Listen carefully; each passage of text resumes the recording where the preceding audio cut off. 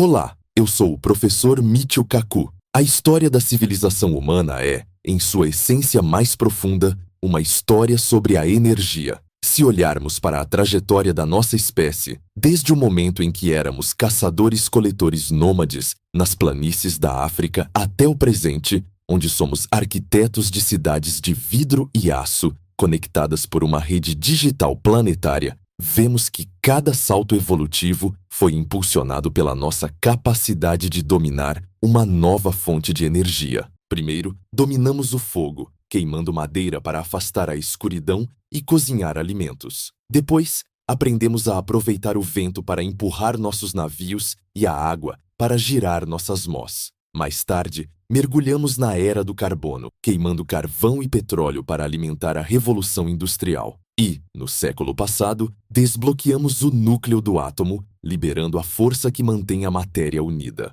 No entanto, em todas essas etapas, existe um problema fundamental, uma sombra que paira sobre todo o nosso progresso: a escassez. A madeira acaba, o vento para de soprar, o petróleo é finito e polui a nossa atmosfera. O urânio precisa ser minerado e gera lixo perigoso. E, talvez, o mais doloroso para o cidadão comum, nós temos que pagar por isso. A energia é uma mercadoria. Ela tem um custo. A economia global é, basicamente, um mecanismo de alocação de recursos energéticos limitados. Mas e se não fosse assim? E se pudéssemos quebrar essas correntes? Existe um sonho que persegue a mente dos inventores, engenheiros e filósofos há mais de 1000 anos. É o sonho de uma máquina mágica. Uma máquina que, uma vez ligada, nunca mais parasse. Uma máquina que não precisasse de carvão, nem de luz solar, nem de vento, nem de baterias. Uma máquina que gerasse mais energia do que consome. Imagine o mundo que essa tecnologia criaria. Imagine um gerador do tamanho de uma caixa de sapatos na sua garagem.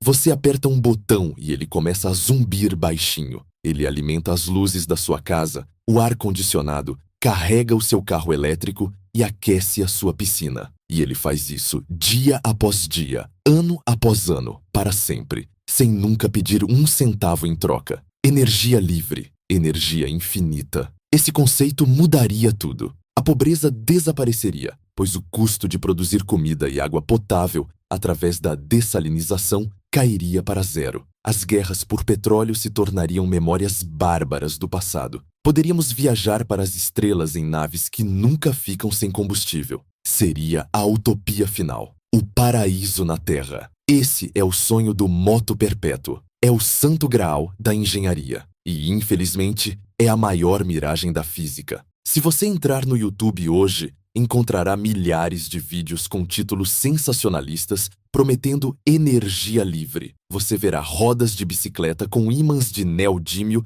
que parecem girar sozinhas eternamente. Você verá dispositivos de flutuabilidade e motores elétricos modificados que prometem extrair energia do vácuo. Esses vídeos acumulam milhões de visualizações, porque nós queremos acreditar. Queremos acreditar que existe um segredo, algo que as grandes empresas de energia ou o governo estão escondendo de nós. Mas existe um lugar onde esse sonho morre de forma rápida e burocrática: o Escritório de Patentes dos Estados Unidos, em Washington, D.C. Durante o século XIX, o Escritório de Patentes foi inundado com tantos pedidos de máquinas de movimento perpétuo que eles tiveram que instituir uma regra especial. Hoje, se você tentar patentear uma máquina dessas, o examinador não vai nem ler a sua papelada. Ele vai apontar para a regra que exige que você apresente um modelo funcional que opere continuamente por 1 ano, sem nenhuma fonte externa de energia. Sabe quantos inventores conseguiram passar nesse teste na história?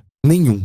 Zero. Por que a comunidade científica é tão fechada a essa ideia? Nós, físicos, não deveríamos ter a mente aberta para o impossível? Afinal, voar parecia impossível antes dos irmãos Wright. Dividir o átomo parecia impossível antes de Einstein. A diferença é que o avião e a bomba atômica não violavam as leis da física. Eles apenas exigiam engenharia avançada. O moto perpétuo é diferente. Ele não é apenas difícil, ele é proibido. Ele é proibido pela Constituição do Universo. Estou falando das leis da termodinâmica. Na física, temos muitas teorias que podem ser ajustadas ou melhoradas. A teoria da gravidade de Newton foi atualizada por Einstein, mas as leis da termodinâmica são consideradas os pilares absolutos da realidade. Elas são a polícia do cosmos. Elas governam tudo, desde o comportamento dos buracos negros até o resfriamento da sua xícara de café. E elas têm duas regras fundamentais que destroem qualquer esperança de energia gratuita.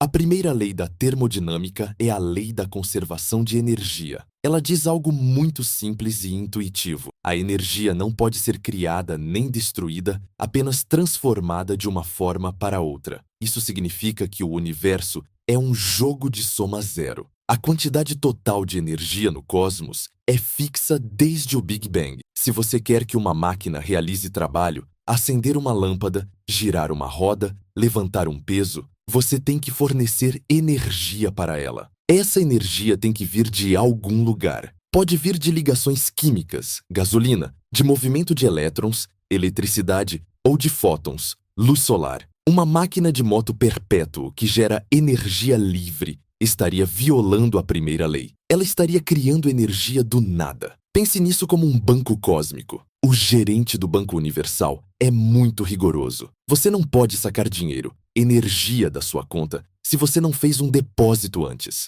Se você tentar sacar $1 milhão de uma conta vazia, a transação é negada. Não importa quão inteligente seja o seu esquema, não importa quão complexas sejam as suas engrenagens ou quão fortes sejam os seus ímãs. Você não pode trapacear o banco. Entrada deve ser igual à saída. Mas a situação fica ainda pior. Muitos inventores dizem: tudo bem, professor Kaku, eu entendo. Eu não quero criar energia nova. Eu só quero uma máquina que, uma vez empurrada, continue girando para sempre, mantendo a energia que tem, sem parar. Aí entra a segunda lei da termodinâmica, a lei mais deprimente e implacável de toda a ciência. A segunda lei diz que, em qualquer sistema fechado, a entropia, a medida da desordem, sempre aumenta. Em termos práticos, isso significa que a energia tem uma qualidade. E a natureza sempre empurra a energia de uma forma útil e concentrada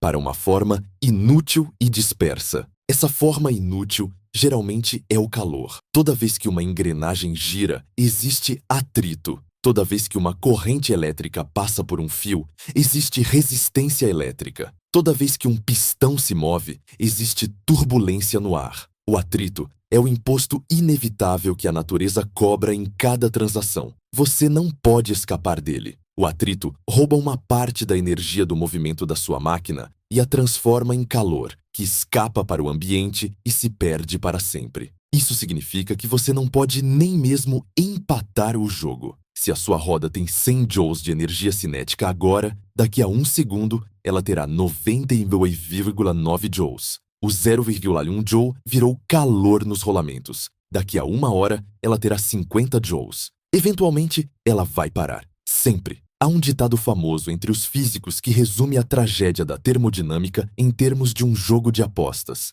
A primeira lei diz: você não pode ganhar. Você não pode tirar mais do que colocou. A segunda lei diz: você não pode nem empatar. Você sempre perde um pouco para o atrito e a entropia. E a terceira lei, sobre o zero absoluto, diz: você não pode sair do jogo. Você está preso nesse universo regido por essas leis. Neste vídeo, vamos fazer uma autópsia completa e impiedosa do mito da energia infinita. Primeiro, vamos visitar o cemitério das invenções. Vamos viajar no tempo, desde a Idade Média com Villard de Honnecourt até o Renascimento com Leonardo da Vinci, que foi um dos primeiros a perceber que era impossível, até os charlatões modernos. Vamos analisar as rodas desequilibradas, os motores magnéticos e as máquinas de gravidade. Vamos explicar, usando física newtoniana simples, por que a gravidade e o magnetismo são forças conservativas. Isso significa que elas funcionam como molas.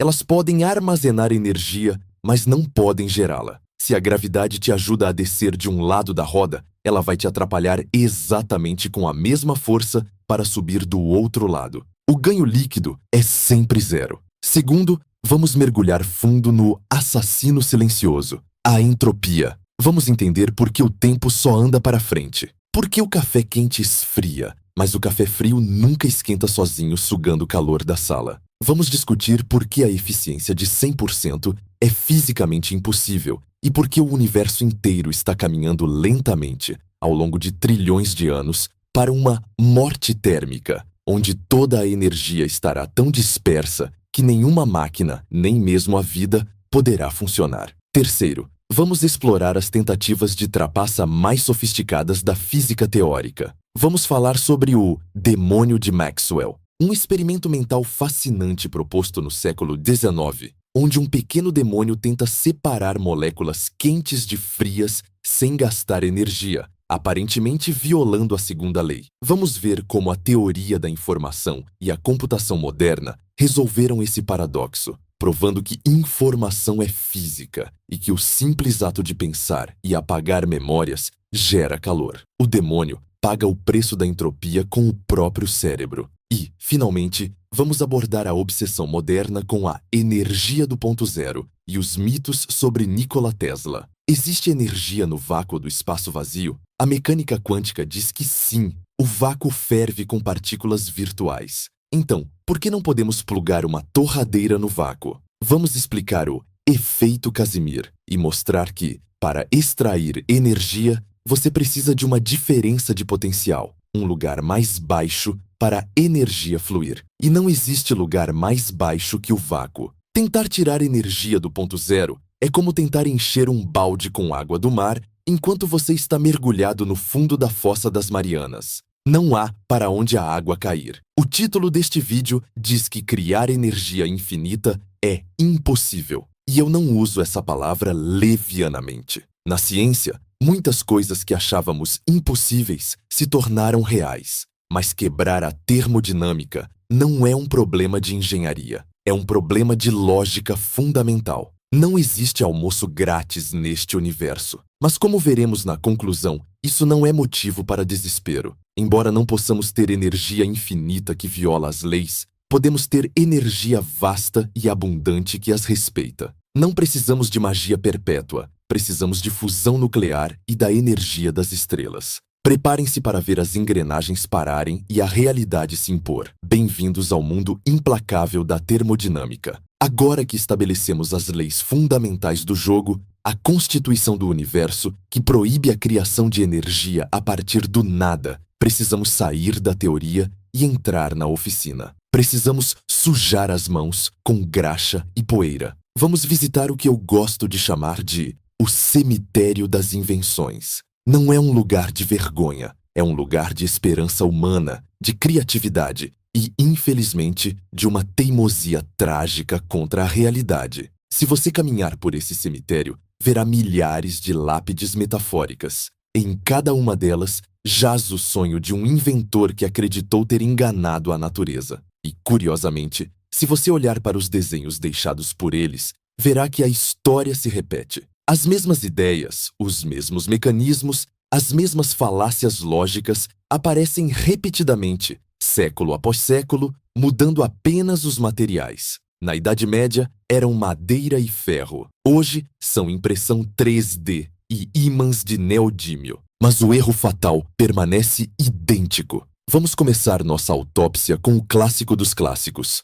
a roda desequilibrada. A primeira menção registrada desse dispositivo vem da Índia, do matemático Bhaskara II, por volta do ano 1150. Mas ela ficou famosa na Europa através de um arquiteto francês chamado Villard de Honnecourt, no século XIII. A premissa é visualmente sedutora. Imagine uma roda de bicicleta montada verticalmente. Ao longo da borda dessa roda, você coloca braços articulados com pesos de chumbo na ponta. A ideia é a seguinte: quando a roda gira, os braços do lado direito caem para fora, estendendo-se para longe do centro. Os braços do lado esquerdo, ao subirem, dobram-se para dentro, ficando perto do centro. Qualquer pessoa que já usou uma chave de boca sabe que quanto mais longe do centro, do ponto de apoio, você aplica a força, maior é o torque, ou seja, a força de giro. Então, o inventor pensa: ahá, os pesos do lado direito estão longe do centro,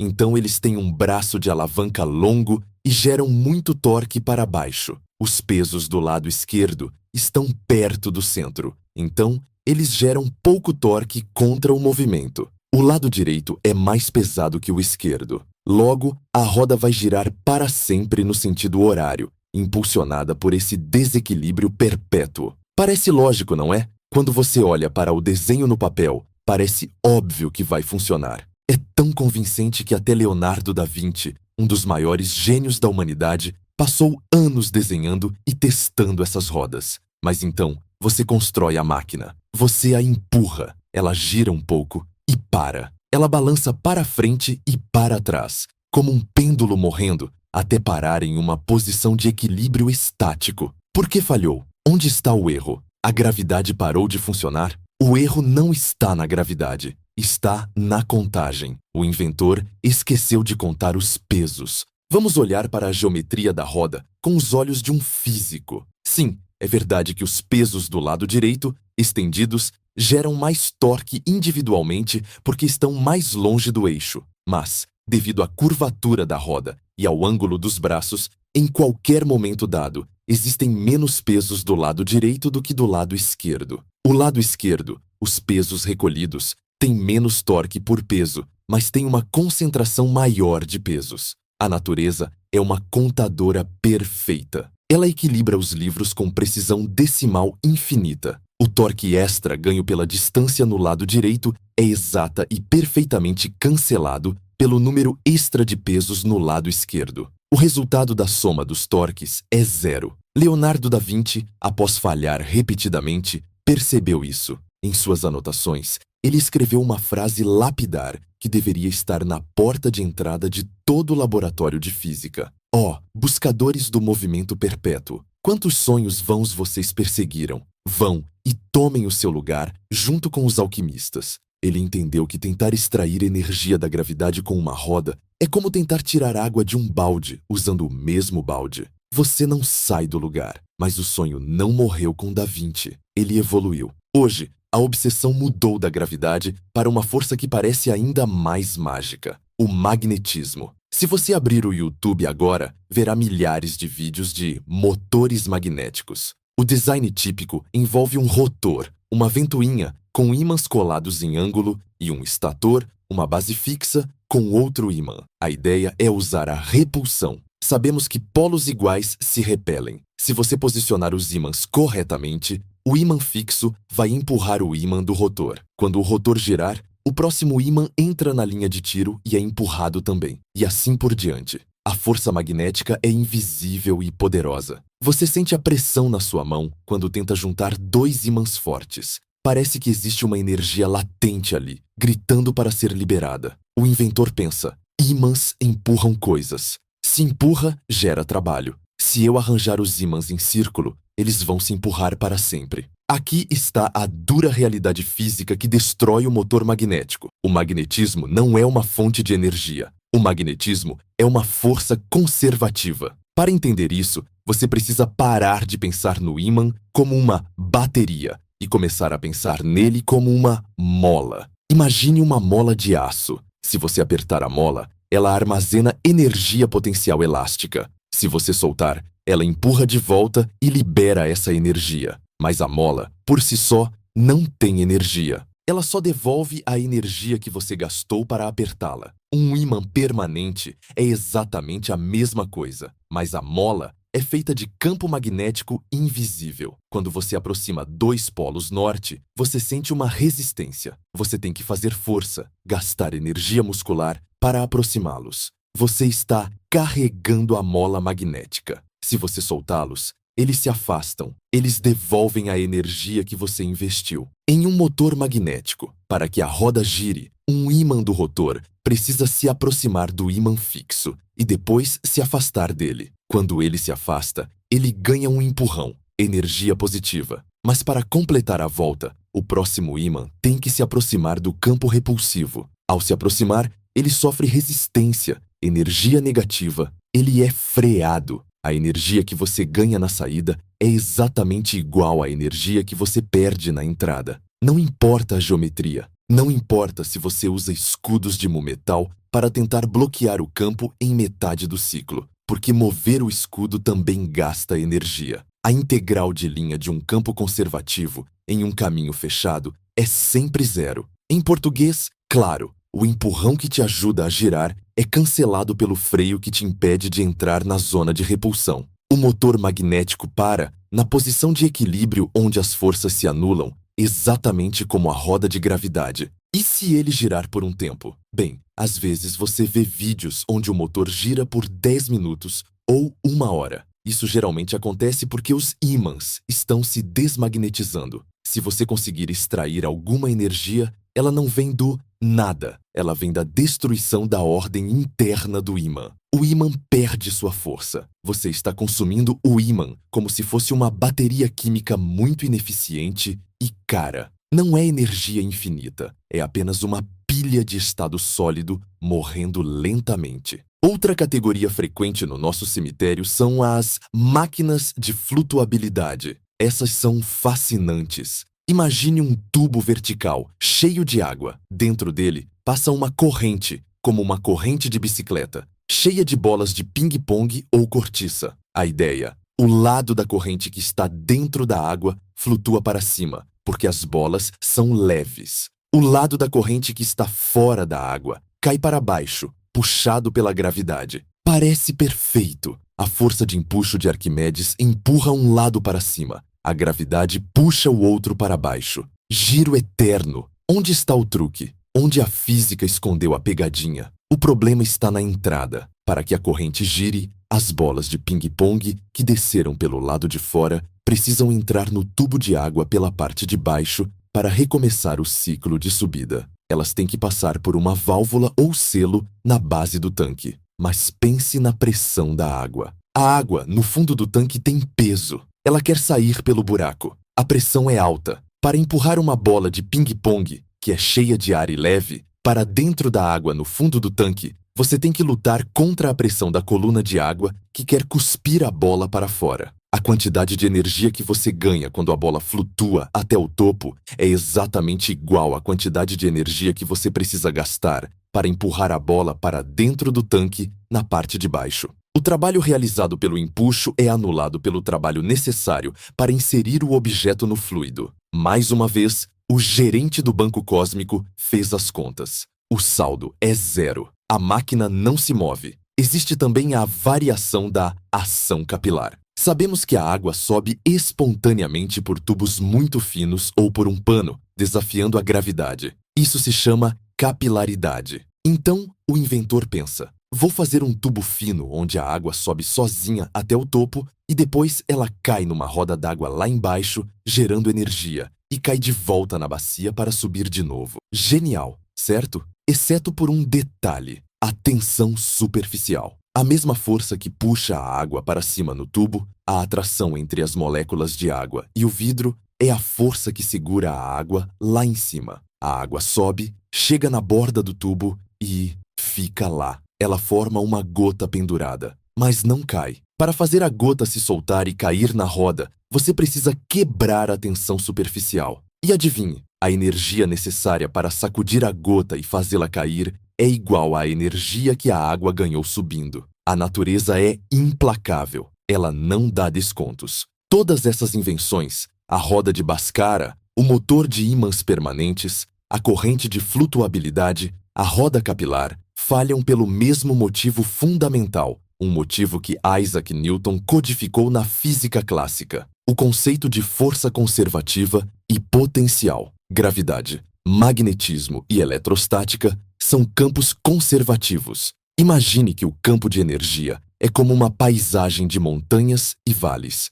A energia potencial é a altura. Para obter energia cinética, movimento, você tem que descer a montanha, ir de um potencial alto para um baixo. Uma pedra rola morro abaixo e ganha velocidade. Ótimo, mas para ter um ciclo perpétuo, a pedra tem que voltar para o topo da montanha. E para subir a montanha, você tem que devolver exatamente a mesma quantidade de energia que você ganhou descendo. Na vida real, é ainda pior, porque o caminho de subida nunca é perfeito. Você escorrega, você encontra pedras. Você gasta mais para subir do que ganhou descendo. Mas mesmo no mundo ideal, sem atrito, O máximo que você consegue é voltar para o topo com velocidade zero. Você não pode acender uma lâmpada no caminho. Se você tirar 0,1% da energia para acender um LED, a pedra só sobe 99,9% da montanha. Na próxima volta, ela desce de uma altura menor.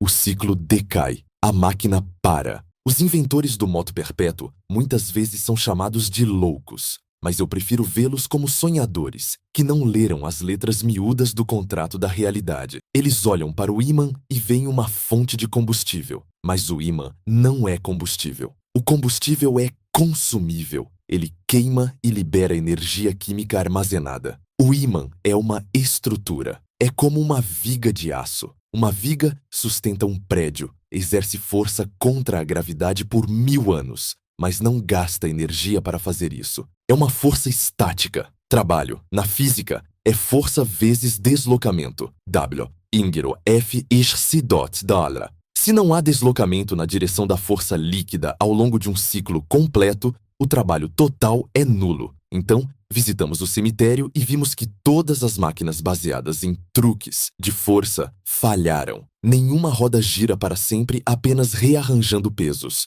Nenhum ímã empurra para sempre sem perder força ou sem exigir energia de entrada. A primeira lei da termodinâmica permanece invicta. Você não pode criar energia. Mas, e se esquecermos a criação? E se focarmos na eficiência? Por que não podemos ter uma máquina que, uma vez que damos um empurrão inicial de 1000 joules, continue girando para sempre com esses 1000 joules, sem nunca parar? Não queremos tirar energia dela, apenas queremos que ela não pare. Isso nos leva ao inimigo número 2, o inimigo que está escondido em cada átomo, em cada superfície, em cada vibração do ar. Na próxima sessão, o assassino silencioso, entropia e a morte do calor, vamos descobrir por que é impossível manter o movimento. Vamos falar sobre a segunda lei da termodinâmica. Vamos entender que o universo cobra um imposto de desordem. Você vai ver que o calor é o cemitério da energia útil. Por que um pêndulo no vácuo para? Por que a lua está se afastando da Terra? Por que você não consegue desmisturar o leite do café? Preparem-se para conhecer a verdadeira razão pela qual nada dura para sempre. A primeira lei diz que você não pode ganhar. A segunda lei diz que você vai perder tudo o que tem, pouco a pouco, até que o universo inteiro pare. Nas partes anteriores desta nossa jornada, vimos como a primeira lei da termodinâmica atua como o gerente do banco cósmico, impedindo você de sacar energia que não depositou. Vimos o fracasso das rodas desequilibradas e dos motores magnéticos, que tentam criar movimento a partir do nada ou de forças estáticas. Mas agora, vamos enfrentar um inimigo muito mais sutil, insidioso e aterrorizante. Muitos inventores, quando confrontados com a primeira lei, mudam de tática. Eles dizem: tudo bem, professor, eu aceito que não posso criar energia mágica. Mas e se eu construir uma máquina tão perfeita, tão bem lubrificada, flutuando em levitação magnética no vácuo do espaço, que ela nunca perde energia? Eu dou um empurrão inicial de 1000 joules e ela gira para sempre, mantendo esses 1000 joules eternamente. Eu não estou criando energia, estou apenas conservando-a. Isso é permitido, certo? Errado. É aqui que entra o assassino silencioso. É aqui que entra a segunda lei da termodinâmica e o conceito de entropia. Se a primeira lei diz que você não pode ganhar, a segunda lei diz que você não pode nem empatar. Ela diz que, a cada segundo que passa, o universo cobra um imposto sobre a existência, e esse imposto é pago na moeda da desordem. Para entender a segunda lei, precisamos entender a seta do tempo. Pense no seu café da manhã. Se você colocar leite no café e mexer, eles se misturam e formam uma bebida marrom claro. Se você continuar mexendo a colher para o outro lado, o leite e o café vão se separar de novo, voltando a ser preto e branco? Não, nunca. Se você deixar cair uma taça de cristal no chão, ela se estilhaça em 1000 pedaços. Se você esperar 1 bilhão de anos, os cacos vão pular do chão, se colar sozinhos e formar a taça perfeita de volta? Não. Por que não? As leis de Newton para o movimento dos átomos são reversíveis no tempo. Se você filmasse uma colisão de átomos e rodasse o filme ao contrário, a física faria sentido. Mas, na escala macroscópica, coisas quebram, esfriam e morrem. Elas nunca consertam, esquentam espontaneamente ou rejuvenescem. Isso é a entropia. A natureza tem uma preferência estatística esmagadora pela desordem. Imagine que o seu quarto é o universo. Existem apenas algumas maneiras de o seu quarto estar perfeitamente arrumado. Roupas na gaveta, cama feita. Mas existem trilhões de maneiras de ele estar bagunçado. Meias no chão, cama desfeita. Se você jogar um furacão dentro do quarto, adicionar energia aleatória, é estatisticamente certo que o quarto vai acabar em um dos trilhões de estados bagunçados, não no único estado arrumado. A segunda lei diz que, em um sistema fechado, a entropia, a bagunça, sempre aumenta ou permanece igual, nunca diminui. A ordem é instável, o caos é o destino. Como isso mata o moto perpétuo? Através do atrito e da degradação da energia. Nós costumamos pensar em energia como uma coisa única, mas na termodinâmica, a energia tem qualidade. Energia de alta qualidade é organizada. A eletricidade em um fio, o movimento de um volante girando, a luz de um laser. Nesses casos, os elétrons ou átomos estão todos indo na mesma direção, como um exército marchando. Energia de baixa qualidade é desorganizada. É o calor. O calor nada mais é do que átomos vibrando aleatoriamente em todas as direções. É uma multidão em pânico correndo uns contra os outros. A segunda lei dita que a energia flui naturalmente da alta qualidade para a baixa qualidade, do exército marchando para a multidão em pânico. Toda vez que a sua máquina de movimento perpétuo gira, ela tem peças que tocam em outras peças. Isso gera atrito. O que é atrito? Em nível microscópico, são as montanhas e vales da superfície de um metal batendo nas montanhas e vales do outro metal. Essas colisões fazem os átomos vibrarem. Essa vibração é calor. Você pegou a energia cinética organizada da roda, alta qualidade, e transformou uma pequena parte dela em vibração atômica aleatória, calor, baixa qualidade. Esse calor irradia para o ar e se perde. Você nunca consegue pegar esse calor de volta e transformá-lo perfeitamente em movimento de roda novamente, porque você teria que convencer todos os átomos vibrantes a pararem de vibrar e começarem a marchar na mesma direção ao mesmo tempo. A probabilidade estatística disso acontecer é zero. Mas, professor, insistem os sonhadores, e se eu eliminar o atrito? E se eu usar levitação magnética supercondutora no vácuo profundo? Você pode reduzir o atrito para níveis incrivelmente baixos. Você pode fazer um volante girar por anos, mas nunca para sempre. Mesmo no vácuo, existem perdas. Se o volante é magnético e gira, ele pode gerar correntes de Foucault em metais próximos, criando resistência eletromagnética. Se ele é feito de matéria, ele sofre forças de maré gravitacional da Lua e do Sol, que flexionam o material imperceptivelmente. Essa flexão gera calor interno, esterese elástica. Até mesmo no vácuo quântico, um objeto girando pode interagir com flutuações do vácuo. Não existe isolamento perfeito. A segunda lei é onipresente. O imposto será cobrado. Se não for em 1 segundo, será em 1 bilhão de anos. Mas a máquina vai parar. A energia organizada inevitavelmente se degrada em calor desorganizado. Isso nos leva a um tipo específico de máquina impossível, que tenta enganar a segunda lei. O moto perpétuo de segunda espécie. Essas máquinas não tentam criar energia. Elas tentam reciclar calor. O inventor olha para o oceano e diz: o oceano contém uma quantidade gigantesca de energia térmica. A água não está no zero absoluto. Ela tem calor. Se eu puder construir um navio que suga o calor da água do mar, transforma em eletricidade para girar a hélice e devolve gelo para o mar, esse navio navegaria para sempre sem combustível. Isso violaria a primeira lei. Não, a energia está lá na água. Mas isso viola a segunda lei e é impossível. Para extrair trabalho útil de calor, você precisa de uma diferença de temperatura. O calor tem que fluir de um lugar quente, fonte, para um lugar frio, sorvedouro. É como uma roda d'água. A roda d'água só gira se a água cair de um lugar alto para um lugar baixo. Se você colocar a roda d'água no meio de um lago parado, onde o nível da água é igual em todos os lados, ela não gira, mesmo que haja bilhões de litros de água ao redor. O calor funciona igual. Ele é uma cachoeira de temperatura. Um motor de carro funciona porque a explosão da gasolina é muito quente, 2000 graus, e o ar de fora é frio, 25. O calor corre do quente para o frio, e no caminho nós colocamos um pistão para interceptar um pouco desse fluxo e gerar movimento.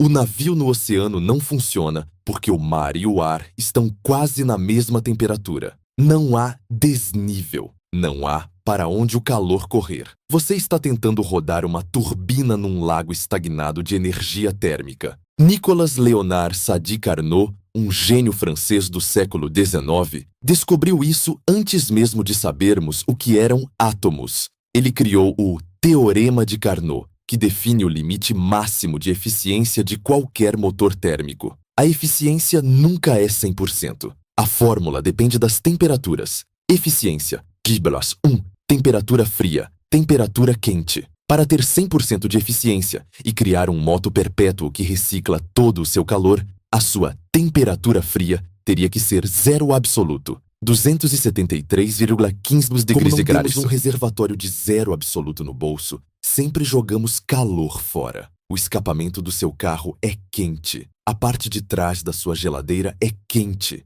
A ventoinha do seu computador sopra ar quente. Esse calor é o lixo do processo de conversão de energia. É a taxa da entropia. E você não pode reciclá-lo completamente para fechar o ciclo. Vamos elevar a escala. Se isso vale para um motor, vale para o universo. O universo é, em última análise, um sistema fechado, até onde sabemos. Ele começou com o Big Bang, um estado de ordem extrema, energia concentrada e temperatura inimaginável, baixa entropia. Desde então, o universo está queimando. As estrelas são motores que convertem hidrogênio, ordenado, em hélio, e luz, menos ordenados. A luz viaja pelo espaço e é absorvida por planetas, poeira e gás, virando calor de baixa temperatura. Estamos lentamente, inexoravelmente, convertendo toda a energia útil do cosmos em calor inútil. Estamos caminhando para a morte térmica do universo. Daqui a trilhões e trilhões de anos, todas as estrelas terão se apagado. Os buracos negros terão evaporado via radiação Hawking. O universo será um sopão frio, escuro e uniforme de fótons e partículas subatômicas. Tudo na mesma temperatura, um pouco acima do zero absoluto. Nesse estado, a entropia será máxima. Não haverá mais quente nem frio. Não haverá fluxo. Nesse momento, nenhuma máquina poderá funcionar. Nenhum pensamento poderá ser processado, porque pensar requer fluxo de energia. O tempo, em qualquer sentido significativo, vai parar. A morte térmica é a vitória final da segunda lei. É o fim de todos os movimentos perpétuos. Então, quando um inventor na garagem diz que construiu uma máquina que gira para sempre, ele não está apenas desafiando a engenharia. Ele está desafiando o destino final do cosmos. Ele está dizendo que conseguiu reverter a seta do tempo. Mas espere, dizem os críticos mais sagazes.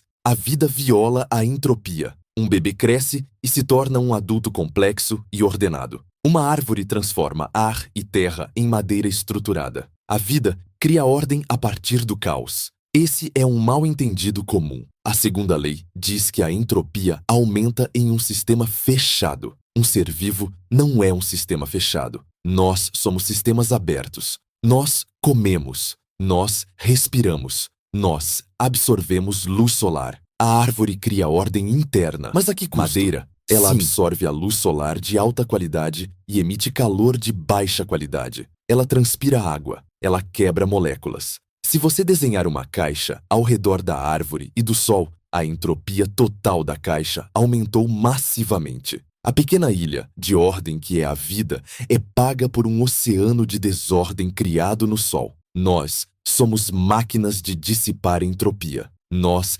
existimos para acelerar a destruição da energia do sol. O seu corpo é um motor térmico de 37 que queima comida e joga calor no ambiente. Você não viola a segunda lei. Você é um dos agentes mais eficientes dela, mas a mente humana não aceita o não facilmente. No século XIX, um dos maiores físicos da história, James Clerk Maxwell, propôs um experimento mental para tentar derrotar a segunda lei usando não a força, mas a inteligência. Ele imaginou uma caixa dividida ao meio, cheia de gás. De um lado, gás quente, do outro, gás frio. Se misturarmos, fica morno, aumento de entropia. Mas e se houver uma porta minúscula entre as duas metades? E se houver um pequeno ser, um demônio, controlando essa porta? O demônio observa as moléculas. Quando ele vê uma molécula rápida, quente, vindo da direita, ele abre a porta e deixa ela passar para a esquerda. Quando vê uma lenta, fria, ele fecha a porta. Com o tempo, sem fazer força,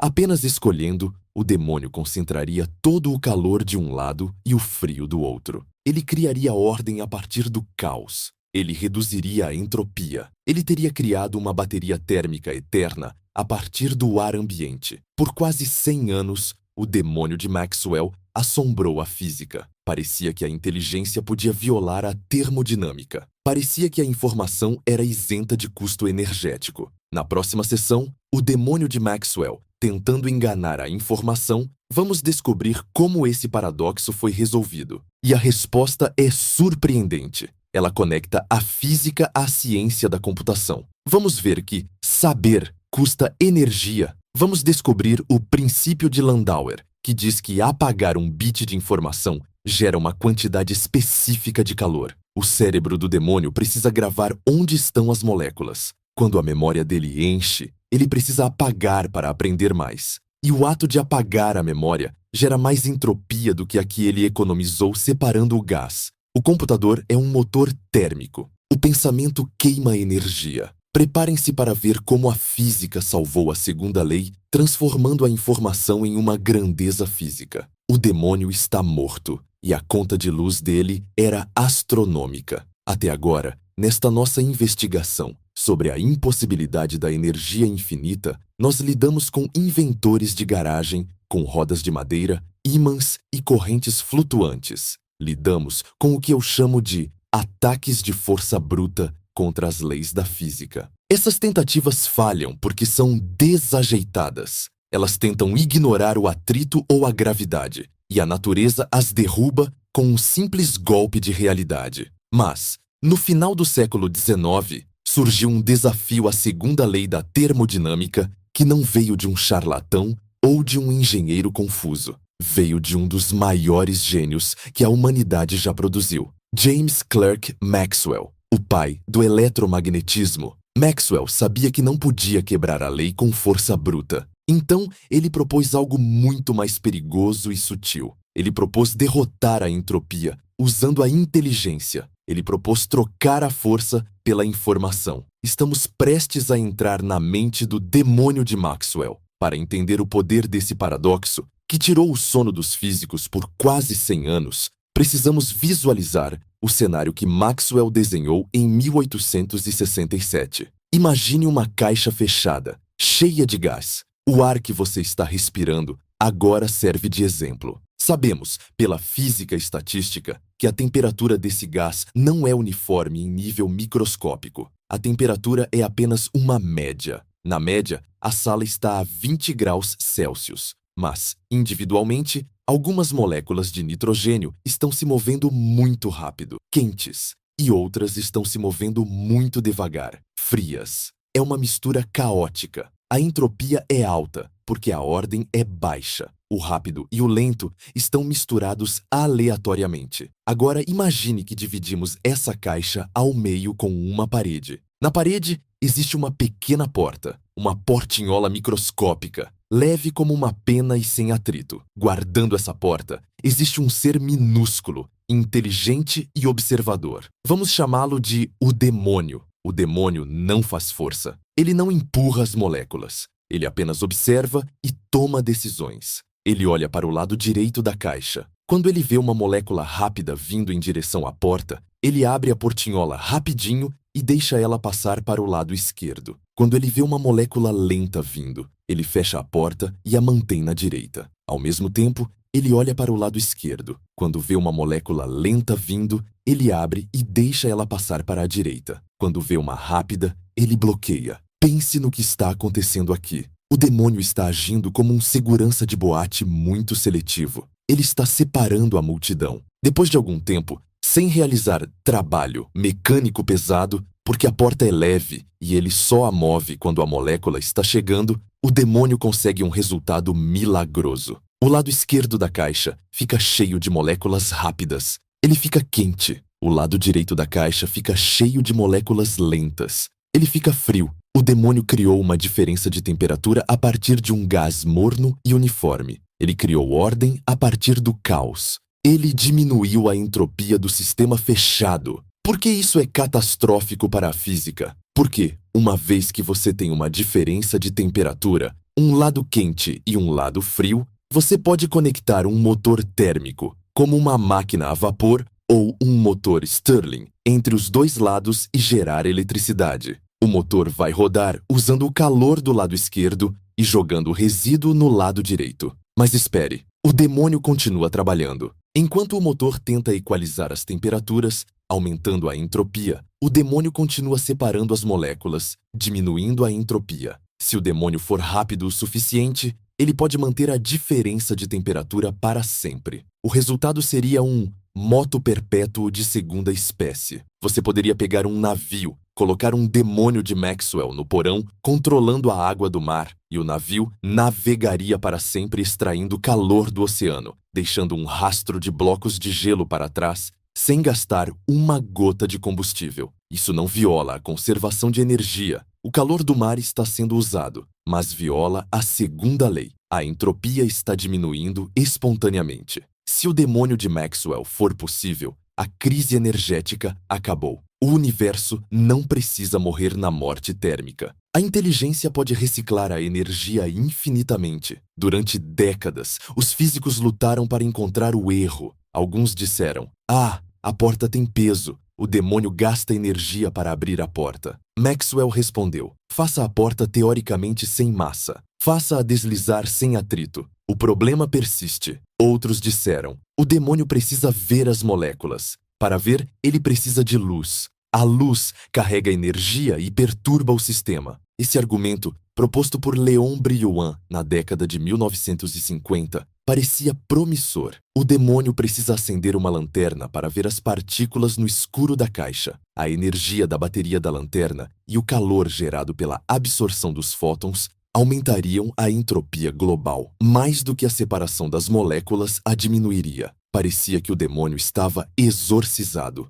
O custo da observação pagava a conta. Mas então, os teóricos da computação entraram no jogo e disseram: não necessariamente. É possível medir coisas com energia arbitrariamente baixa. Não existe um limite mínimo teórico rígido para a energia necessária apenas para olhar. O demônio poderia ser muito eficiente, usar sensores passivos, usar mecanismos de gatilho ultrassensíveis. O paradoxo voltou a assombrar. Se a medição pode ser barata, o demônio sobrevive. A solução definitiva e surpreendente só veio quando fundimos a física com uma nova ciência que estava nascendo no século XX, a teoria da informação. Foi o físico húngaro Leo Szilard, em 1929, quem primeiro sugeriu que a informação é uma grandeza física, ligada à entropia. Mas foi Rolf Landauer, trabalhando na IBM em 1961, quem pregou o último prego no caixão do demônio.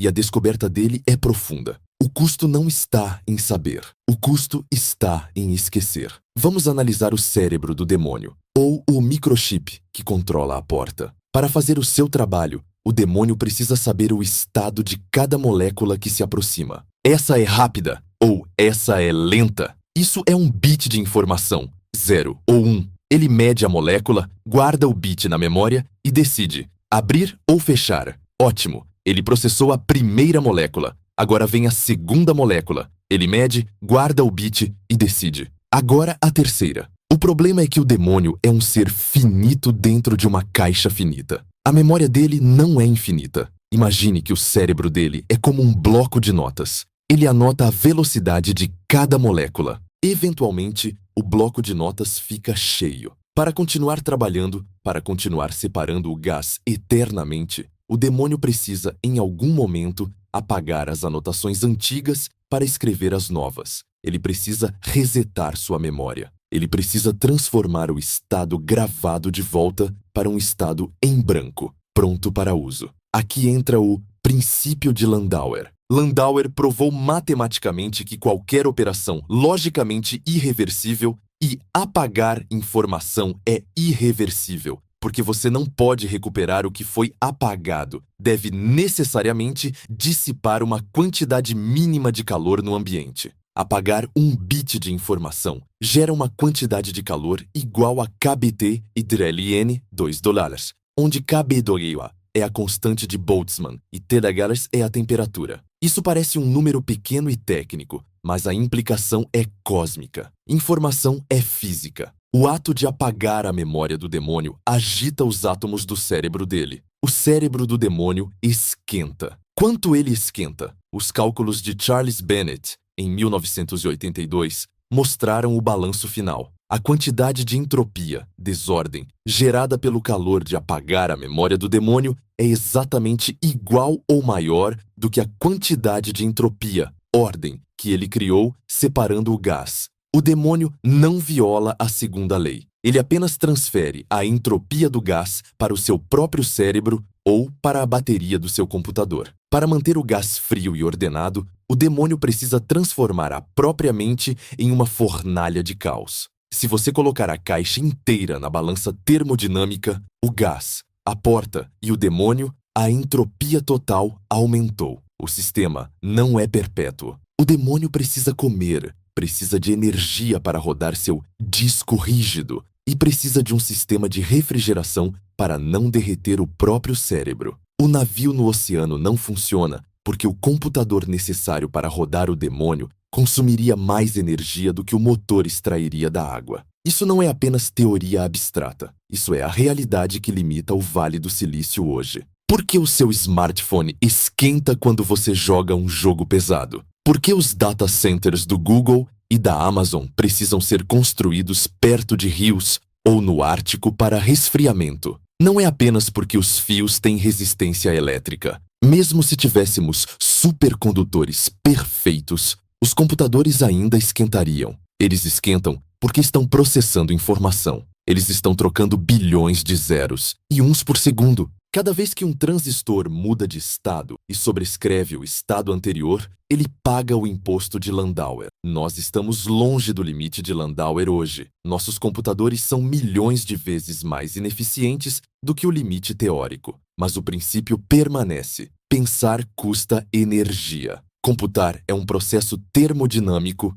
O universo trata saber algo como um fardo físico. Você não pode organizar a informação sem desorganizar o ambiente ao seu redor. Isso tem implicações profundas até para a biologia. O seu cérebro representa apenas 2% da massa do seu corpo, mas consome 20% da energia que você ingere. Por quê? Porque você é um demônio de Maxwell biológico. A vida é uma luta constante para manter a ordem interna. O seu corpo está constantemente reparando células, organizando proteínas, mantendo gradientes químicos. Você está lutando contra a entropia. Para fazer isso, o seu cérebro precisa processar terabytes de dados sensoriais e moleculares. O calor que você emite, os 100 watts de potência que um ser humano irradia, é o preço da sua ordem interna. Você come comida ordenada, alta qualidade, e a transforma em calor e lixo desordenado, baixa qualidade. Você aumenta a entropia do universo para manter a sua entropia local baixa.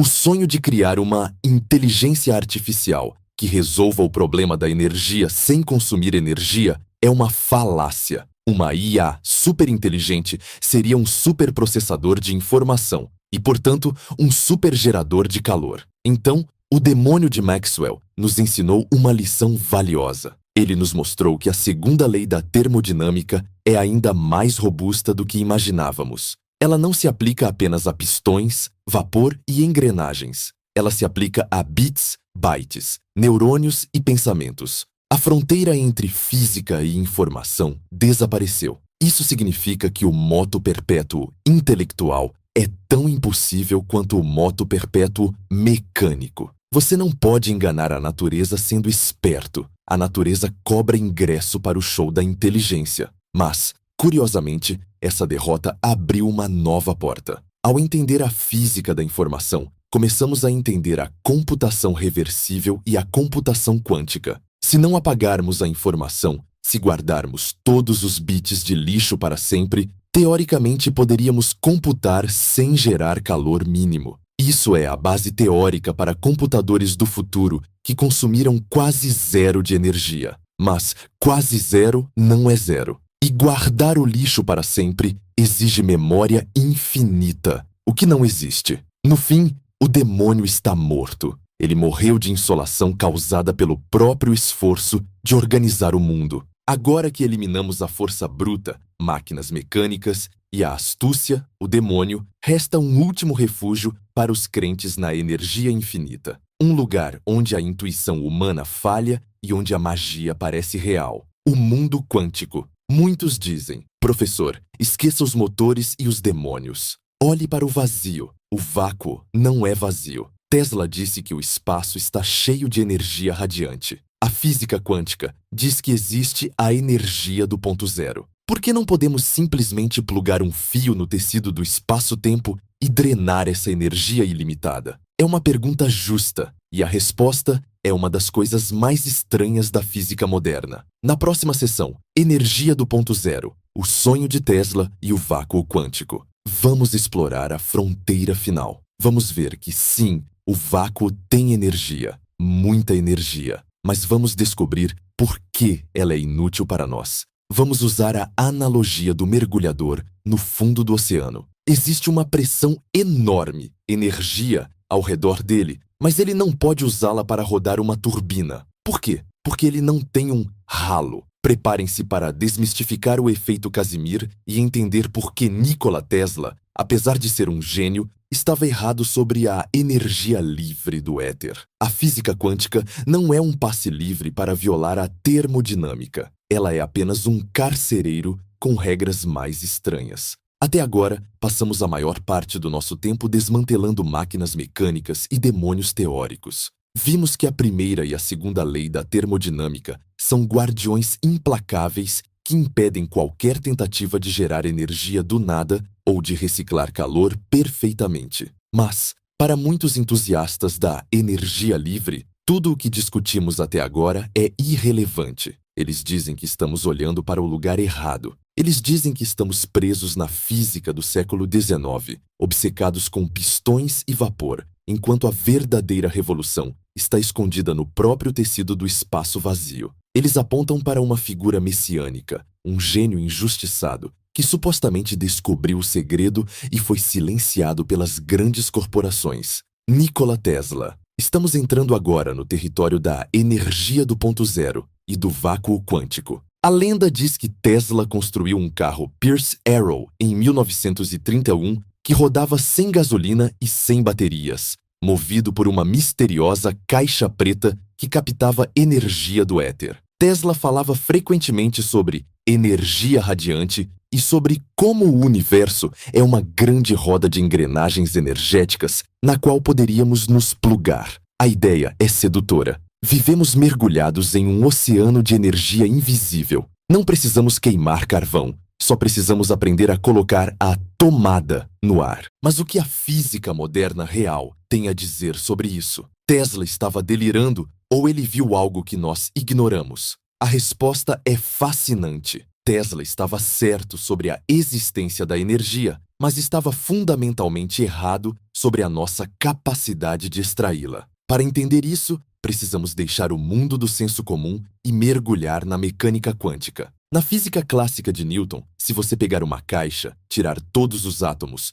todas as partículas de luz e resfriá-la até o zero absoluto, 273,15 IDER, você terá o vácuo perfeito, um espaço onde a energia é zero, nada se move. O silêncio é total. Mas na década de 1920, Werner Heisenberg introduziu o princípio da incerteza. Ele disse que você não pode saber a posição e a velocidade de uma partícula com precisão perfeita ao mesmo tempo. Se o vácuo tivesse energia zero, Isso significaria que as partículas, ou os campos, estariam paradas, velocidade zero, em um lugar fixo, posição conhecida. Isso violaria o princípio da incerteza. Portanto, a mecânica quântica faz uma previsão bizarra. O vácuo não pode estar vazio. Mesmo no zero absoluto, o espaço deve estar fervendo com atividade. Campos eletromagnéticos e gravitacionais flutuam violentamente. Partículas virtuais, elétrons e pósitrons,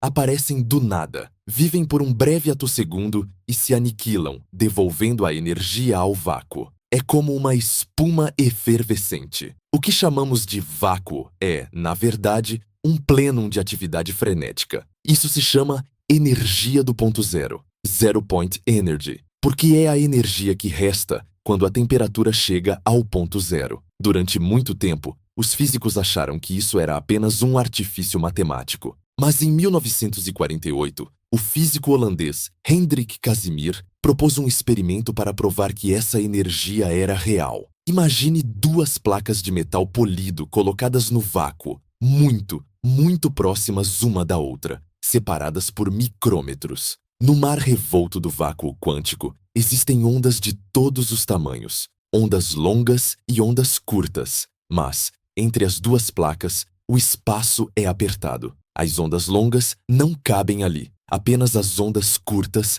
cabem. Do lado de fora das placas, no espaço aberto, todas as ondas cabem. Isso cria um desequilíbrio. Existe mais pressão de ondas do lado de fora, empurrando as placas para dentro, do que pressão do lado de dentro, empurrando para fora. O resultado? As placas devem ser empurradas uma contra a outra por uma força fantasma. Em 1997, o experimento foi feito com precisão e as placas se moveram. O efeito Casimir é real. A energia do vácuo existe. Ela tem força física. É aqui que os defensores do moto perpétuo começam a comemorar. Eles dizem: viu, professor Kaku? A energia está lá. O vácuo tem densidade de energia infinita. Se construirmos uma máquina Casimir, podemos extrair essa energia e resolver a crise mundial. E aqui entra o banho de água fria da termodinâmica quântica. Sim, a energia existe, mas energia por si só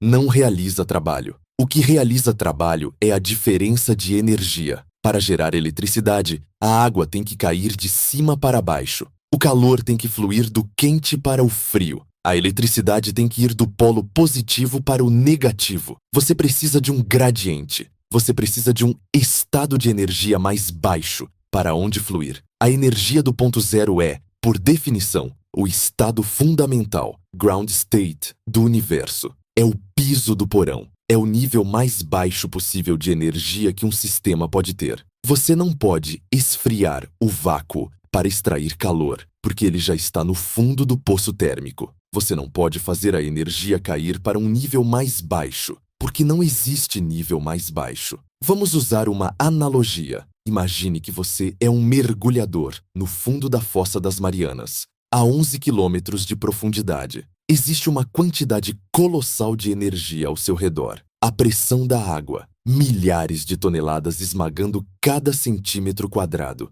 É uma densidade de energia enorme. Mas você pode usar essa pressão para girar uma hélice e impulsionar seu submarino? Não. Para a hélice girar, a água teria que fluir de uma zona de alta pressão para uma zona de baixa pressão. Mas você está cercado por alta pressão uniforme em todos os lados. Não há para onde a água ir. Não há ralo. A única maneira de usar a pressão seria se você tivesse uma esfera vazia, baixa pressão, e deixasse a água entrar. Isso geraria um pulso de energia enquanto a água entra. Mas uma vez que a esfera enche, o movimento para. E para esvaziar a esfera e recomeçar o ciclo, você teria que gastar mais energia empurrando a água para fora contra a pressão do oceano. O vácuo quântico é o oceano. Nós estamos no fundo. Estamos submersos em energia, mas não podemos bebê-la. A energia livre de Tesla exigiria que existisse algo abaixo do vácuo absoluto,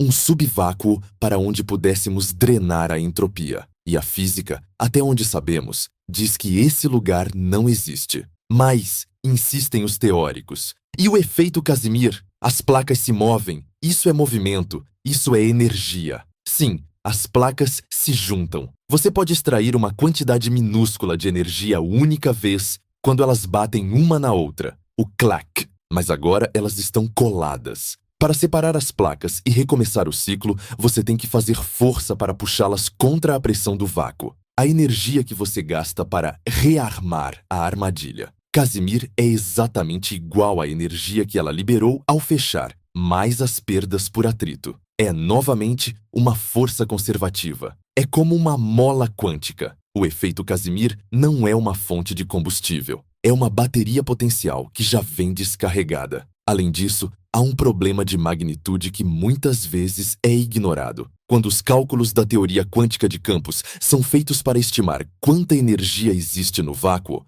os números são astronomicamente grandes. Alguns cálculos sugerem que 1 centímetro cúbico de vácuo tem energia suficiente para ferver todos os oceanos da Terra. Isso se chama o problema da constante cosmológica. Se essa energia fosse acessível e interagisse com a gravidade da maneira normal, o universo deveria ter se enrolado em uma bola minúscula e colapsado sob sua própria gravidade no instante do Big Bang, ou se expandido tão rápido que nenhum átomo teria se formado. O fato de estarmos aqui, vivos, num universo estável e com gravidade moderada, sugere que a maior parte dessa energia do ponto zero, teórica, de alguma forma se cancela ou não interage com a matéria da maneira que pensamos. A discrepância entre a teoria, energia infinita, e a observação, energia escura muito tênue, é de uma ordem de magnitude de 10 $. É considerada a pior previsão da história da física. Isso nos diz que nós não entendemos completamente o vácuo, mas também nos diz que, se o vácuo estivesse cheio de energia acessível, de alta voltagem, nós já teríamos explodido. Portanto, o sonho de Tesla de um receptor que sintoniza a roda de trabalho da natureza esbarra na parede da segunda lei. Tesla era um gênio da ressonância elétrica. Ele descobriu que se você sintonizar a frequência correta, você pode amplificar voltagens massivamente, como na bobina de Tesla. Mas amplificar voltagem não é criar energia. É apenas trocar corrente por tensão, como uma alavanca troca distância por força. Tesla, em seus últimos anos, tornou-se obcecado com a ideia de que o éter era uma fonte, não apenas um meio. Ele confundiu a onipresença de campos com a disponibilidade de trabalho. Ele não tinha acesso à mecânica quântica moderna. Se tivesse, talvez ele mesmo tivesse percebido que o oceano de energia é um oceano estático, não uma correnteza. Isso significa que a manipulação do vácuo é inútil? Não. Nós usamos o vácuo quântico todos os dias. O laser funciona estimulando átomos, mas o processo de emissão espontânea, o início do laser, é um fenômeno de flutuação do vácuo. Transistores, microscópios eletrônicos, supercondutores, todos exploram propriedades quânticas, mas nenhum deles extrai energia líquida do vácuo. Eles usam o vácuo como um palco para manipular a energia que nós fornecemos, da tomada. A única exceção teórica, e que eu adoro discutir como futurista, é a energia escura. Sabemos que o universo está se expandindo aceleradamente. As galáxias estão se afastando. Algo está empurrando o espaço. Essa energia escura parece ser uma propriedade intrínseca do vácuo. À medida que mais espaço é criado, mais energia escura surge. Isso parece violar a conservação de energia. Em escala cosmológica, a conservação de energia é um conceito complicado na relatividade geral. Talvez uma civilização do tipo 3, na escala de Kardashev, capaz de manipular aglomerados de galáxias, possa aproveitar a expansão do espaço-tempo para extrair energia. Mas para nós, macacos evoluídos tentando acender uma lâmpada na Terra, a energia escura é difusa demais. Ela é tão fraca que só é perceptível através de distâncias de milhões de anos-luz. Dentro do sistema solar, seu efeito é nulo. Você não pode construir um pistão movido a energia escura. Então, voltamos ao ponto de partida. O vácuo não é uma bateria gratuita. É o chão sobre o qual caminhamos. Você não pode cair abaixo do chão. As máquinas de energia livre, baseadas em ponto zero que vemos na internet, bobinas bifilares, geradores de ímã imóvel, MEG, células de Joule, são todas variações de circuitos ressonantes mal medidos. Muitas vezes, os inventores medem a voltagem e a corrente separadamente e multiplicam para achar a potência, ignorando que em corrente alternada existe uma fase. Se a voltagem e a corrente estiverem fora de fase, a potência real pode ser zero, mesmo que o voltímetro mostre números altos. Eles estão enganando a si mesmos com matemática ruim, não enganando o universo. Mas se não podemos ter o moto perpétuo, se não podemos ter a energia livre de Tesla, e se o demônio de Maxwell está morto, o que nos resta? Estamos condenados a queimar carvão até sufocarmos? Absolutamente não. A impossibilidade da energia infinita, que viola as leis, não significa a impossibilidade da energia abundante, que obedece às leis. Não precisamos quebrar a física para salvar a humanidade. Só precisamos olhar para cima. Existe um reator de fusão nuclear gigante flutuando a 150 milhões de quilômetros de nossas cabeças. Ele joga na Terra, a cada hora, mais energia do que a humanidade consome em um ano inteiro. E melhor ainda, nós estamos aprendendo a construir nossas próprias mini-estrelas aqui na Terra. Na conclusão deste vídeo, vamos deixar de lado os mitos e olhar para a realidade brilhante. Vamos falar sobre o ITER, sobre a fusão nuclear, sobre a antimatéria e sobre as esferas de Dyson. Vamos ver que o nosso destino não é mendigar migalhas de energia do vácuo quântico, mas sim dominar o fogo das estrelas. O universo não dá nada de graça, mas ele nos deu um suprimento de hidrogênio que dura bilhões de anos. Isso é o mais próximo do infinito que vamos conseguir, e é mais do que suficiente. Preparem-se para a conclusão, onde a ficção científica se encontra com a engenharia real. O futuro não é perpétuo, mas é brilhante.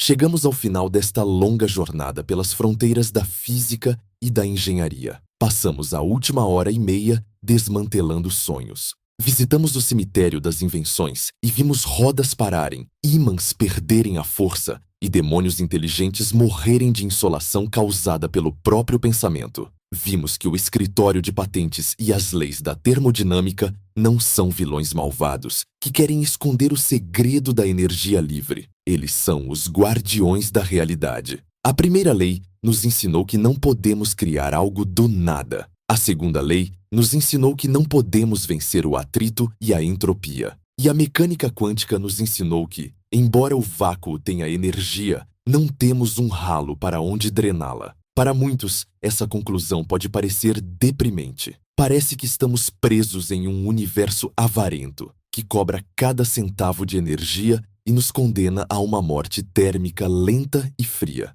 Mas a ciência não é sobre desespero, é sobre clareza. A razão pela qual os físicos são tão duros com o moto perpétuo não é porque odiamos a ideia de abundância. Pelo contrário, é porque sabemos que, enquanto a humanidade desperdiçar seus melhores cérebros tentando quebrar leis inquebráveis em garagens escuras, estamos ignorando as fontes de energia verdadeiramente colossais que o universo colocou bem diante dos nossos narizes. A lição final deste vídeo não é que a energia abundante é impossível. A lição é que não precisamos de energia infinita mágica. Nós só precisamos de energia vasta, real. E a diferença entre as duas é a diferença entre a alquimia e a astrofísica. Por que perseguir uma roda de bicicleta que gera 1 watt de energia duvidosa quando temos um reator de fusão nuclear natural com 1,4 milhão de quilômetros de diâmetro, flutuando acima de nossas cabeças?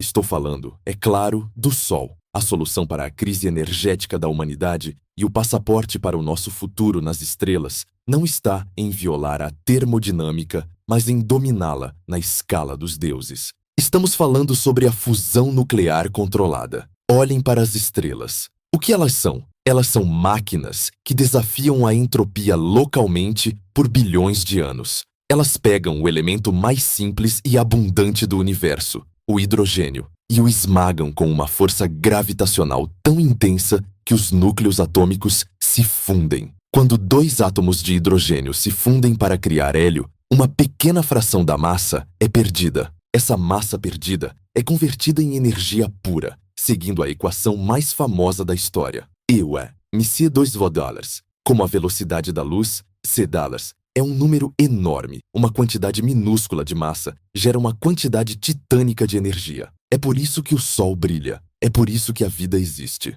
O nosso objetivo, como civilização, é trazer esse fogo estelar para a Terra. É construir uma estrela na garrafa, diferente da fissão nuclear que usamos hoje nas usinas convencionais e que gera lixo radioativo perigoso por milênios. A fusão é limpa. O combustível é a água do mar, deutério, e o lítio, trítio. O resíduo é hélio, um gás inerte que usamos para encher balões de festa. Não há risco de derretimento, meltdown, como em Chernobyl, porque se algo der errado no reator de fusão, o plasma simplesmente esfria e a reação para instantaneamente. Neste momento, no sul da França, um consórcio internacional está construindo o ITER, o maior reator de fusão da história. É uma máquina magnética gigantesca, um tokamak, projetada para aquecer o hidrogênio a 150 milhões de graus Celsius, 10 vezes mais quente que o centro do Sol. Se conseguirmos, e estamos cada vez mais perto de conseguir o ganho líquido de energia,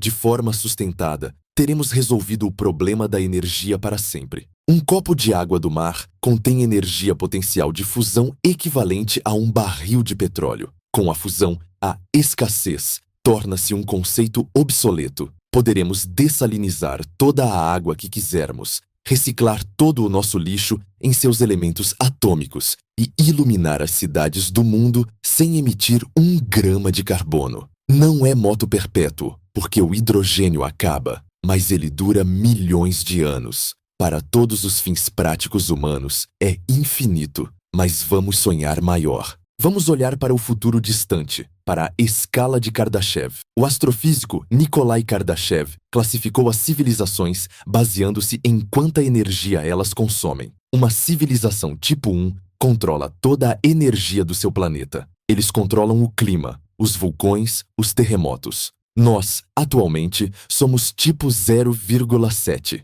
Ainda queimamos plantas mortas, carvão e petróleo. A transição para a fusão nuclear e para a energia solar global nos tornará uma civilização tipo 1, provavelmente no próximo século. Uma civilização tipo 2 controla toda a energia da sua estrela. O Sol emite uma quantidade de energia inimaginável, 3,8 imes 10 watts. A Terra intercepta apenas uma fração minúscula dessa energia, cerca de 1 bilionésimo. O resto se perde no espaço vazio. Uma civilização avançada não deixaria esse desperdício acontecer. Eles construiriam uma esfera de Dyson. Imagine um enxame de trilhões de satélites coletores de energia solar orbitando o Sol, capturando cada fóton que sai da estrela e transmitindo a energia via micro-ondas ou laser para onde for necessário. Com uma esfera de Dyson, não teríamos apenas eletricidade para torradeiras. Teríamos energia para mover planetas, para terraformar Marte em meses, para construir supercomputadores do tamanho de luas que simulam universos inteiros. Isso viola a termodinâmica? Não. A energia vem da massa do Sol sendo queimada. A entropia aumenta à medida que a estrela envelhece, mas a escala de tempo é de bilhões de anos. Os inventores de moto perpétuo estão tentando roubar centavos de uma máquina caça-níqueis quebrada, enquanto uma civilização tipo 2 é dona do cassino inteiro. E existe ainda o nível final de densidade de energia, a antimatéria. A antimatéria é o oposto da matéria. Quando um átomo de antimatéria toca um átomo de matéria, 100% da massa de ambos se converte em energia. Na fusão nuclear, é apenas 0,7%. É a forma mais eficiente de armazenamento de energia permitida pela física. Hoje, conseguimos produzir apenas nanogramas de antimatéria em aceleradores de partículas como o CERN, a um custo de trilhões de dólares por grama. Mas, no futuro, poderemos colher antimatéria no espaço ou usar a energia abundante das esferas de Dyson para fabricá-la em massa.